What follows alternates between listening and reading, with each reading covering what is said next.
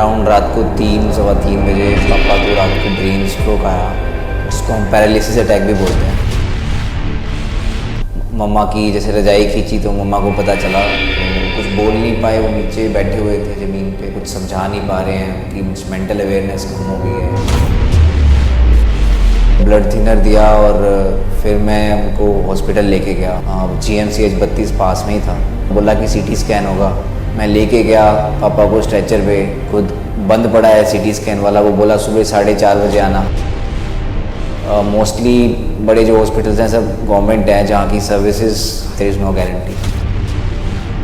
मुझे best hospital पास में फिर हीलिंग ही समझ में आया, तो मैं इमीडिएटली यहाँ पर लेके आया और अंदर एकदम से इमरजेंसी सर्विसेज हमको प्रोवाइड की गई।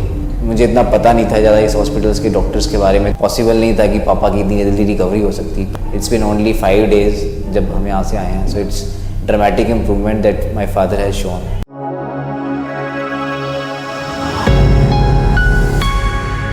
नमस्कार जी, मेरा नाम गौरव है, गौरव कथूरिया। ये मेरे फादर हैं, हरीश कथूरिया। कुछ दिन पहले अराउंड रात को 3 सवा 3 बजे पापा को रात को ब्रेन स्ट्रोक आया, जिसकी वजह से वो जिसको हम पैरालिसिस अटैक भी बोलते हैं।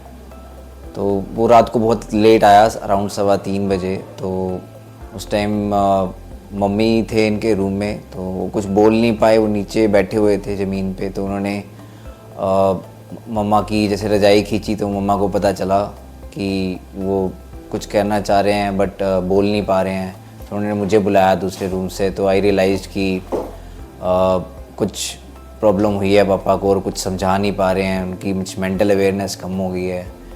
और फिर मैंने फटाफट उनको एक ब्लड थिनर दिया, क्योंकि पापा को पहले मतलब हार्ट की प्रॉब्लम है काफ़ी सालों से। उनका बाईपास हो चुका है, 5 साल पहले हुआ था।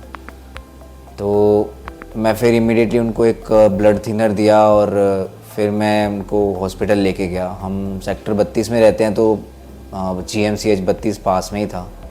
तो सबसे पहले मैं वहाँ लेके गया कि इमरजेंसी में कुछ वो मिल जाए। जाके उन्होंने NS वगैरह चढ़ाया और बोला कि CT स्कैन होगा।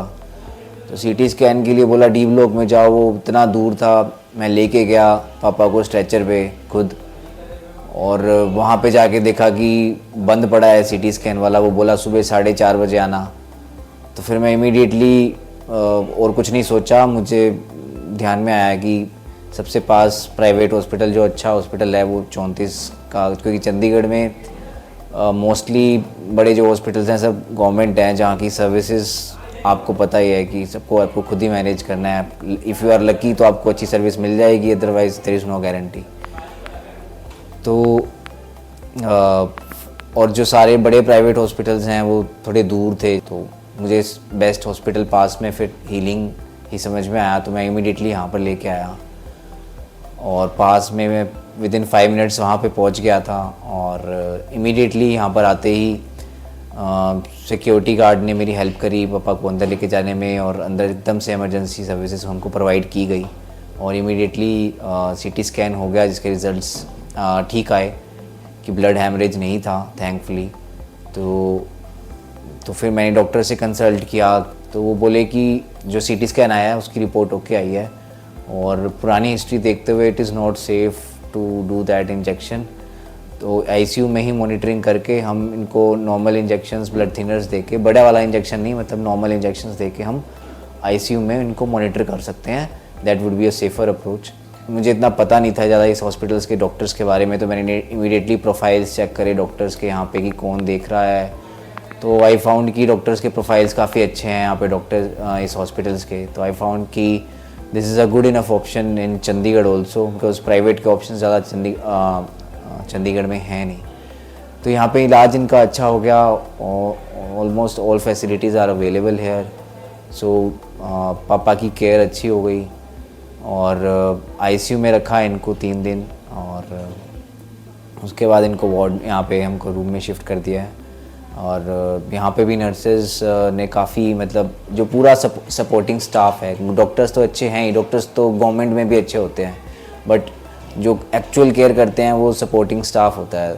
तो जो नर्सेज हैं, जो हेल्पर्स हैं, they are all very diligent here, as in बिल्कुल केयर से करते हैं। और ऐसा नहीं कि कुछ मतलब कि छोड़ देंगे कि मेरा क्या कर रहा है, मेरी ड्यूटी नहीं है, मतलब अगर उनका है, उनके सामने आ रहा है तो they do it. So I am very thankful to them, क्योंकि उनकी केयर के बिना पॉसिबल नहीं था कि पापा की इतनी जल्दी रिकवरी हो सकती। पैरालिसिस अटैक में स्टार्टिंग में पापा के एक साइड के लिम्स मूव नहीं कर रहे थे या बहुत वीक हो गए थे, but with in few days पापा ने बहुत इम्प्रूवमेंट कर लिया है।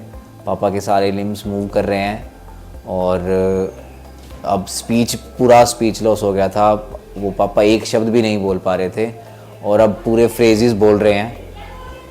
पूरा सेंटेंस कंप्लीट चाहे ना कर पा रहे हो, बट आधा सेंटेंस कंप्लीट कर पा रहे हैं और मैक्सिमम चीज़ें समझा पा रहे हैं। और इट्स बिन ओनली 5 डेज़ जब हम यहाँ से आए हैं, so it's dramatic improvement that my father has shown. So I would say कि I am very happy and my father is also very happy to कि यहाँ पे हमको एक अच्छा ऑप्शन है यहाँ पे चंडीगढ़ में। Now we have a option pretty near by, so I am very happy. And यहाँ के डॉक्टर्स भी मतलब सब अच्छे प्रोफाइल के हैं and I would recommend it to anyone. My father is under the supervision of doctor Chamanjit Kaur. Chamanjit Kaur, she is a neurologist and she handled my father's case pretty decently, so I am very happy.